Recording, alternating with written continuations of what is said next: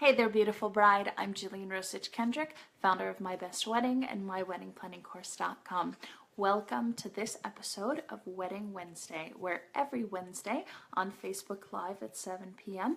I host this live video to get you questions, to get your questions answered, to help you, to give ideas and inspiration, and really just have a conversation and start things going. So I hope you're having an amazing week so far, and that you're enjoying wedding planning as always. Today we're actually talking about how to kind of start your marriage off on the right foot before it even starts, how to get things going, and really how to learn about yourself and your future spouse, and how to set yourself up for success before you ever walk down the aisle, and that is through the 5 love languages. This is actually going to be part of the pre-marriage course inside of our membership, so look for that coming up very soon. But one thing that helped me tremendously when I was planning my wedding, my husband and I decided to do pre-marriage counseling. And you can look and see, some states will give you a discount on buying your marriage license if you've done a pre-approved course. Some states do it, some states don't. It might be by the county, it might be by the state, but you can definitely look it up.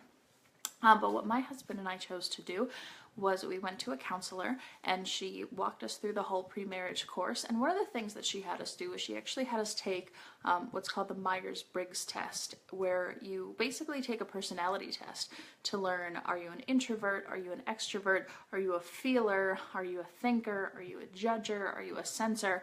And those things really helped us in terms of just learning about each other and learning about the other person. And obviously no test is going to be able to pinpoint exactly what your personality is.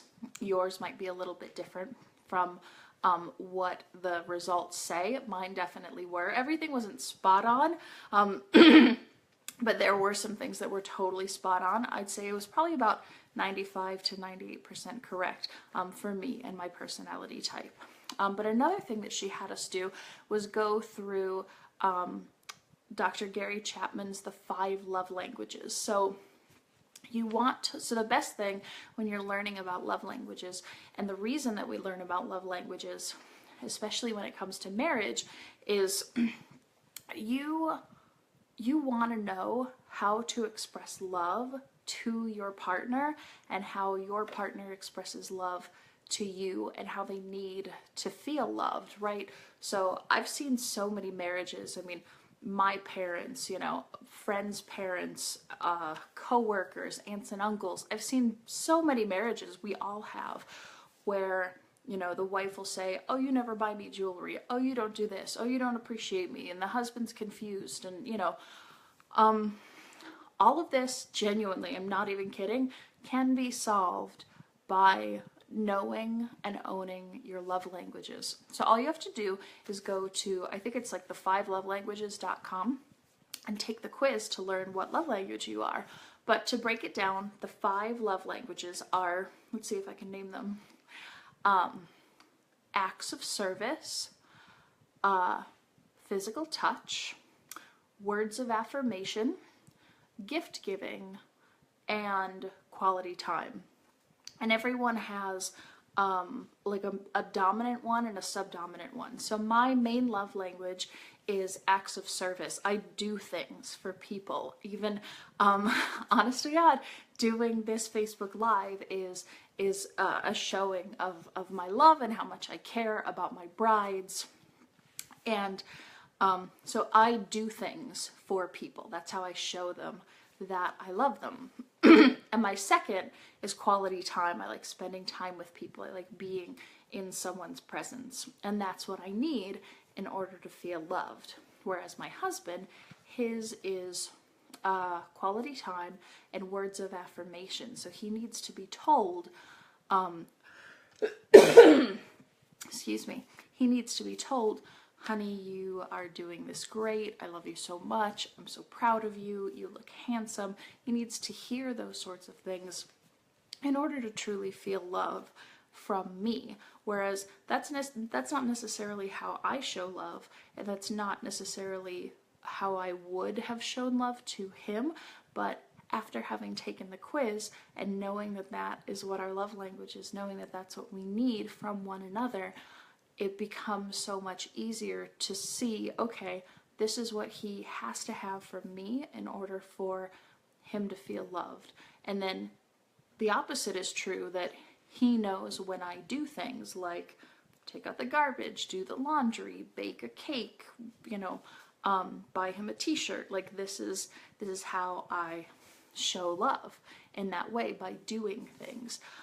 So truly, I kid you not, we all have seen so many relationships where people will complain, you don't love me, you don't trust me, this is that. But the fact of the matter is, all of that, all of the problems, all of the arguing, all of the resentment truly boils down to just not feeling love from the other person in the way that we need to feel that love. So like, you could you could do something nice for somebody, but if they don't perceive that as love, or they don't understand that that's your love language, then they're not going to feel that, or understand that, or perceive that as you showing them love. Likewise, when they do something for you, if you don't understand, hey, gift giving is their love language and this is how they're showing me love, then you're going to feel unappreciated, unloved, uncared for. And you don't want that. You don't want that in your first day of marriage. You don't want that on your last day of marriage. So I highly, highly recommend The 5 Love Languages by Gary Chapman.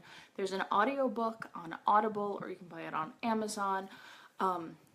It's free, take the quiz on 5lovelanguages.com. And even if you're single, even if you're not getting married, which hopefully if you're watching this you are, but take it to understand and get to know yourself a little bit better, to learn more about yourself, and really like dig deep to figure out who you are and how you operate as a person. So I highly recommend that. And like I said, the 5 love languages and all of that will be part of our pre-marriage course. It's going to be coming up in the membership as well very soon. So I'm so excited to be rolling that out to you. I don't have a date yet for that, but it will be soon, I promise.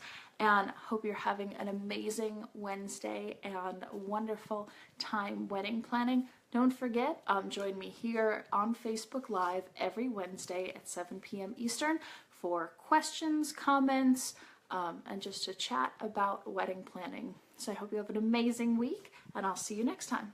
Bye, guys.